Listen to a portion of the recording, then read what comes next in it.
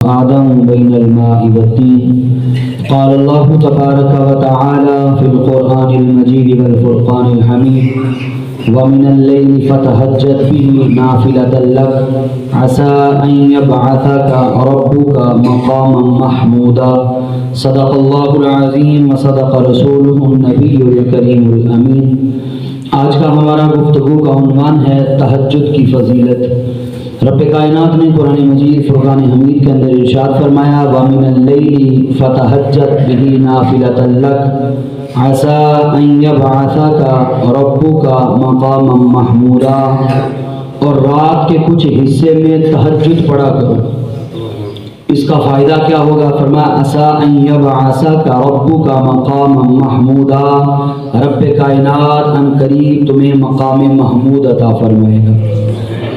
اور تہجد ہے کیا؟ فرمایا کہ تہجد وہ ہے کہ جب ساری خلقت سوئی ہوئی ہو، بندہ اپنے رب کی تلاش، رب کا قرب پانے کے لیے اپنی نیند کو قربان کر کے رب کی چوکھٹ پہ اپنی جبین کو جھکا دے۔ کریم آقا صلی اللہ علیہ وسلم کے غلاموں فرمان ہے وَصَلُّوا بِاللَّيْلِ وَالنَّاسُ نِيَامٌ، فرمایا اس وقت نماز پڑھو، اس وقت مصلی بچھاؤ، وَالنَّاسُ نِيَامٌ، جب لوگ سو رہے ہوں۔ اب کریم آقا صلی اللہ علیہ وسلم کے غلاموں حضرت عبداللہ بن سلام رضی اللہ تعالیٰ عنہ فرماتے ہیں، فرمایا جب کریم آقا مکہ چھوڑ کر مدینہ آئے نا تو نبی علیہ السلام کو مدینہ والے دیکھنے کے لیے جوک در جوکا رہے تھے۔ کہا میں بھی گیا، میں نے کہا دیکھوں تو صحیح کون ہے، آیا واقعاتاً جو آئے ہیں وہ رب کے سچے نبی ہیں۔ کہا جب میں گیا تو کریم آقا نے جن جملوں سے گفتگو کا آغاز کیا وہ جملے کیا تھے؟ فرمایا اے لوگو یہ کام کر لو، ان کاموں کی پابندی کر لینا، فرمایا رب تمہیں جنت عطا فرمائے گا۔ فرمایا وہ کام کیا ہیں؟ فرمایا سلام پھیلاؤ، ایک دوسرے کے ساتھ جب ملو تو سلام کرو، اور فرمایا کہ جب کوئی غریب مل جائے تو اسے کھانا کھلاؤ، بھوکا مل جائے اسے کھانا کھلاؤ، اور فرمایا کہ ساتھ اور کیا کرنا ہے؟ فرمایا صلہ رحمی کو اپناؤ۔ اور نبی علیہ السلام نے پھر فرمایا جب رات کی تنہائی آ جائے نا تو اپنے رب کے حضور کھڑے ہو جاؤ، فرمایا یہ کام تم کر لینا، رب تمہیں جنت عطا فرما دے گا۔ اب کریم آقا صلی اللہ علیہ وسلم کے غلاموں، یہ خاص طور پر میری ملت کے ان نوجوانوں کے لیے ہے کہ ہم ساری رات موبائل تو چلائیں، لیکن جب وقت تہجد آئے تو ہم موبائل رکھ کر کہ بیٹری اب لو ہو گئی ہے اس کو چارج پہ لگا کے تھوڑی دیر آرام کر لیتے ہیں۔ نہیں میرے بھائی، جتنا فکر موبائل کے چارج کا ہے نا، کبھی اپنی روح کو بھی چارج کر کے دیکھنا، کبھی اپنے اندر ضمیر کو جھنجھوڑ کے کہنا کہ بھائی یہ دنیا کی لذتیں میں تیرے لیے نہیں لا سکتا، میری روح کا بھی میرے اوپر کوئی حق ہے، تو کبھی اس کو چارج کرنا۔ اس کو چارج کرنے کا طریقہ کیا ہے؟ رب کا قرآن پڑھنا یا مصطفیٰ کا فرمان پڑھنا، اور رب کے حضور کھڑے ہو کر رات کی تنہائیوں کے اندر رب کو تلاش کرنا۔ کریم آقا صلی اللہ علیہ وسلم کے غلاموں، کریم آقا صلی اللہ علیہ وسلم نے فرمایا جب بندہ رات کے اس پہر اٹھتا ہے نا، اٹھ کے وضو کرتا ہے، وضو کر کے مصلی بچھاتا ہے، مصلی بچھا کے جب ساری خلقت سوئی ہوئی ہوتی ہے، فرمایا وہ رب کے حضور تہجد کے نفل ادا کرتا ہے نا، فرمایا رب مسکراتا ہے، رب اس بندے سے خوش ہوتا ہے کہ یہ بندہ تب اٹھا ہے کہ جب لوگ اپنے بستر میں سوئے پڑے ہیں، اس بندے نے میرے لیے اپنے بستر کو چھوڑا، حالانکہ نیند کا غلبہ تھا، اس نے نیند کو چھوڑا لیکن میرے حضور پیش ہو گیا۔ فرمایا رب اس بندے پہ مسکراتا ہے، خوش ہوتا ہے۔ اب کریم آقا صلی اللہ علیہ وسلم کے غلاموں، اللہ مسلمانوں کو توفیق عطا فرمائے کہ ہمیں اپنی بارگاہ کے اسلوب سیکھنے کی توفیق عطا فرمائے، اور ہمیں دل لگی اور دل جمی کے ساتھ عبادت کرنے کی رب کائنات توفیق اور طاقت عطا فرمائے۔ صحابہ کرام رضوان اللہ تعالی مجمعین بارگاہ مصطفیٰ میں آئے، عرض کی یا رسول اللہ صلی اللہ علیہ وسلم، سالہ سال گزر گئے رب کی عبادت کرتے ہوئے، سالہ سال گزر گئے تسبیحات کرتے ہوئے، سالہ سال گزر گئے ہمیں جہاد کرتے ہوئے، لیکن یا رسول اللہ اب دل چاہتا ہے کہ ہم اپنے رب سے ملاقات کریں۔ یا رسول اللہ دل چاہتا ہے اب ہم اپنے رب کو دیکھیں، اپنے رب کا قرب حاصل کریں۔ کہا کبھی اے حقیقت منتظر نظر آ لباس مجاز میں، کبھی اے حقیقت منتظر نظر آ لباس مجاز میں، کہ ہزاروں سجدے تڑپ رہے ہیں میری جبین نیاز میں۔ اور پھر اقبال بول اٹھے، اقبال کیا کہتے ہیں؟ کہا تیرے عشق کی انتہا چاہتا ہوں، تیرے عشق کی انتہا چاہتا ہوں، تو میری سادگی دیکھ میں کیا چاہتا ہوں۔ کہا میرا ذرا سا تو دل ہے، ذرا سا تو دل ہے، مگر شوق اتنا کہ میں وہی لن ترانی سنا چاہتا ہوں، کہ مولا میں کہوں میں تجھے دیکھنا چاہتا ہوں۔ اور جیسے تو نے موسیٰ سے کہا تھا موسیٰ نہیں دیکھ سکتا، کہا میں وہی لن ترانی سنا چاہتا ہوں۔ اور پھر اقبال بول اٹھے، کہا بھری بزم میں، بھری بزم میں یہ بات کر دی، کہا راز کی بات بھری مذہب میں کر دی، بڑا بے ادب ہوں مولا اب سزا چاہتا ہوں۔ صحابہ کی نام بارگاہ مصطفیٰ میں یا رسول اللہ قرب چاہیے، فرمایا رب کا قرب پانا ہے تو پھر تہجد پڑھا کرو، تب بارگاہ ربوبیت میں پیش ہوا کرو جب ساری خلقت سوئی ہوئی ہوتی ہے۔ اب کریم آقا صلی اللہ علیہ وسلم کے غلاموں حضرت عبداللہ ابن عمر، حضرت عمر پاک کے شہزادے ہیں، اور حضرت عمر پاک کی لخت جگر حضرت حفصہ رضی اللہ تعالی عنہا ہم مومنوں کی ماں محبوب کے عقد میں ہیں۔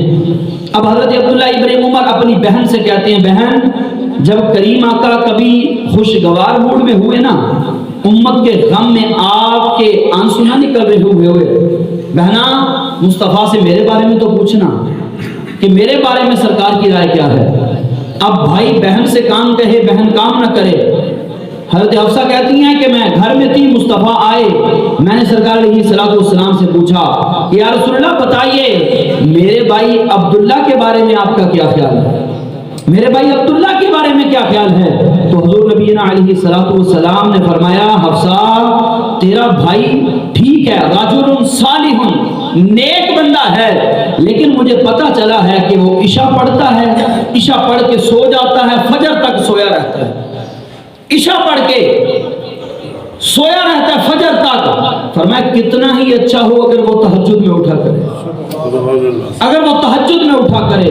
تو حضرت حفصہ رضی اللہ تعالی عنہ کہتی ہیں اے میرے بھائی عبداللہ، مصطفیٰ نے فرمایا رجل صالح، تو نیک بندہ ہے، اچھا بندہ ہے، لیکن تو عشاء پڑھ کے فجر تک نہ سویا کر، تو عشاء پڑھ کے سو جایا کر، لیکن تہجد کے وقت رب کی بارگاہ میں پیش ہوا کر۔ یہ مصطفیٰ صلی اللہ علیہ وسلم کا کے صحابہ کا انداز تھا کہ وہ نیکیاں مصطفیٰ سے پوچھ پوچھ کے کرتے تھے۔ وہ کہا کہ جس کی تسکی سے روتے ہوئے ہنس پڑے۔ حضرت حفصہ کہتی ہیں جب میں نے یہ بات پوچھی نا تو سرکار مسکرائے، اور کملی والے مصطفیٰ جب مسکرائے تو فرمایا ساری خلقت مسکرانے لگی۔ میں جس کی تسکی سے روتے ہوئے ہنس پڑے اس تبسم کی عادت پہ لاکھوں سلام۔ فرمایا نبی علیہ السلام 23 سال آپ کو مہلت ملی، 23 سال کا وقت کہ آپ دن کے وقت تبلیغ کرتے اور رات کے وقت حضرت ام المومنین عائشہ صدیقہ رضی اللہ تعالیٰ عنہ فرماتی ہیں کہ اپنی بیویوں کے حق بھی ادا کرتے۔ فرمایا کہ دن بھی کام میں، رات بھی اپنے حقوق ادا کرتے۔ فرمایا پھر کرتے کیا؟ رات کے وقت مصلی بچھا کے اپنے رب کے حضور کھڑے ہو جایا کرتے تھے۔ اور فرمایا یہاں تک کہ مصطفیٰ صلی اللہ علیہ وسلم اپنے رب کے حضور اتنا پیش ہوتے آپ کے پاؤں پر ورم آ گئے، سوزش آ گئی۔ تو حضرت ام المومنین عائشہ صدیقہ رضی اللہ تعالی عنہا عرض کرتی ہیں یا رسول اللہ آپ تو بخشے بخشائے ہیں، آپ تو مطہر ہیں، یا رسول اللہ آپ کو اتنی عبادت کی کیا ضرورت ہے؟ تو حضرت ام المومنین عائشہ صدیقہ رضی اللہ تعالی عنہا آپ فرماتی ہیں کہ نبی علیہ السلام نے فرمایا عائشہ کیا میں اپنے رب کا شکر گزار بندہ نہ بنوں جس رب نے مجھے یہ شانیں عطا فرمائی ہیں؟ یہ مسلم شریف کی حدیث پاک ہے۔ تو کریم آقا صلی اللہ علیہ وسلم کے غلاموں ہمارے نبی ساری رات جاگیں لیکن ہم سے عشاء بھی نہ پڑھو، ہم سے فجر پہ بھی نہ اٹھا جائے، ہم نفلوں کی کثرت تو کیا کریں، ہم فرض ہی نہ ادا کر سکیں یار۔ کریم آقا صلی اللہ علیہ وسلم کے غلاموں حضرت علی شیر خدا رضی اللہ تعالیٰ عنہ آپ حدیث پاک کے راوی ہیں۔ فرمایا کریم آقا صلی اللہ علیہ وسلم نے فرمایا جنت میں ایسے آبگینے ہوں گے کہ اس کے اندر کی نعمتیں باہر سے کھڑے ہو کر دکھائی دیں گی۔ صحابہ نے عرض کی یا رسول اللہ وہ آبگینے وہ بالا خانے کن کے لیے ہیں؟ تو کریم آقا صلی اللہ علیہ وسلم نے فرمایا جو بندہ اچھی طرح سے بات کرے، اچھی طرح سے بات کرے، اور فرمایا روزے رکھے، اور فرمایا غربا کو کھانے کھلائے، اور تہجد کے نفل پڑھے، فرمایا یہ بالا خانے ان کے لیے ہیں۔ اب کریم آقا صلی اللہ علیہ وسلم کے غلام حضرت بلال حبشی رضی اللہ تعالیٰ عنہ فرماتے ہیں کریم آقا صلی اللہ علیہ وسلم نے فرمایا رات کو جاگنے کو لازم پکڑ لو، یہ تم سے پہلے نیک اور صالح لوگوں کا طریقہ ہے، اور فرمایا کہ جب تم ان پر پختگی کرو گے، رات کا قیام جو ہے یہ قرب الہی کا ذریعہ ہے، رات کا قیام انسان کے گناہوں کا کفارہ ہے، اور فرمایا گناہوں سے روکنے اور حسد سے باز رہنے کا یہ ذریعہ ہے، رات کے قیام کو لازم پکڑو، رات کے قیام کو لازم پکڑو۔ اور حضرت ابو سعید خدری رضی اللہ تعالیٰ عنہ فرماتے ہیں، فرمایا کریم آقا صلی اللہ علیہ وسلم نے فرمایا تین قسم کے بندے ایسے ہیں کہ جن پہ رب بڑا خوش ہوتا ہے، تین قسم کے بندے۔ عرض کی یا رسول اللہ وہ کون کون سے؟ فرمایا پہلے وہ بندے جو تہجد پڑھتے ہیں، تہجد، اور فرمایا دوسرے وہ بندے جب نماز کے لیے کھڑے ہوتے ہیں تو اپنی صفوں کو سیدھا کر لیتے ہیں، صفوں کو۔ آج ہمیں کہنا پڑتا ہے بھائی پہلی صف پوری کر لو، دوسری صف پوری کر لو، تیسری پوری کر لو۔ فرمایا وہ بندے جن سے رب خوش ہوتا ہے وہ جب نماز کے لیے کھڑے ہوتے ہیں تو صف بندی کرتے ہیں، اپنی صفوں کو درست کرتے ہیں، اور فرمایا تیسرے وہ بندے جب جہاد کے لیے جاتے ہیں تو صف بندی کرتے ہیں۔ کریم آقا صلی اللہ علیہ وسلم کے غلاموں اور بزرگان دین کا بھی یہی معمول ہے کہ جو بندہ چاہتا ہے نا کہ اس کا دل بھی نور والا ہو جائے اور اس کی طبیعت بھی حشاش بشاش ہو جائے اور اسے قرب الہی بھی مل جائے، فرمایا اس کے لیے سب سے بڑی عبادت یہی ہے کہ وہ تہجد کے نفل پڑھا کرے، چہ جائے کہ دو ہی کیوں نہ۔ اب 2 نفل پڑھنے سے جو ہے وہ تہجد ادا ہو گئی، 8 نفل پڑھنا سنت ہے، اور 12 نفل پڑھنا یہ صلحاء کا طریقہ ہے۔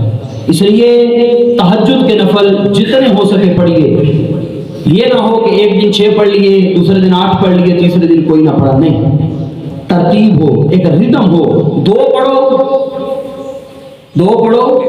ڈیلی پڑھو، اور اس کا فائدہ یہ ہوگا کہ رب کائنات کسی کا محتاج نہیں ہونے دے گا۔ اور آج اگر لوگوں کو قرآن کا وظیفہ بتایا جائے نا، کوئی آ جائے جی کہ ہمارے رزق کے اندر برکت نہیں ہے، انہوں نے کہا جائے سورہ واقعہ پڑھا کرو، جی وہ تو بات آپ کی ٹھیک ہے لیکن تعویذ نہیں بنا دیتے، وہ تو بات آپ کی ٹھیک ہے کوئی تعویذ نہیں بنا دیتے۔ او بھائی یہ تعویذ مصطفیٰ نے دیا ہے، فرمایا سورہ واقعہ مغرب کے بعد پڑھا کرو، مغرب کے بعد، کب جی؟ مغرب کے بعد پڑھا کرو سورہ واقعہ، یہ مصطفیٰ کا دیا ہوا وظیفہ ہے۔ فرمایا مغرب کے بعد جو بندہ سورہ واقعہ پڑھتا ہے رب کائنات اس کے رزق میں کبھی کمی نہیں آنے دیتا۔ تو آج ہم لٹیرے بابوں کے پاس تو جاتے ہیں کہ بابا تعویذ دے، اس بابے کے پاس جاتے ہیں جسے پاکیزگی کا پتہ نہیں، جسے طہارت کا پتہ نہیں، جسے شریعت اور طریقت کا پتہ نہیں، وہ اپنی مرضی سے جو دل آتا ہے کاغذ پہ لکھ کے دے دیتا ہے، ہم اس کو سینے کے ساتھ لگا دیتے ہیں۔ اور میرے بھائی سب سے بڑا وظیفہ جو ہے وہ رب کا قرآن اور مصطفیٰ کا فرمان ہے۔ تعویذ کو گھر میں کھولیے گا تو برکتیں ہی برکتیں ہو جائیں گی۔ تو دعا کرتے ہیں کہ رب کائنات اس ماہ مقدس کی پاک گھڑیوں کے صدقے میری اور آپ کی بخشش فرمائے۔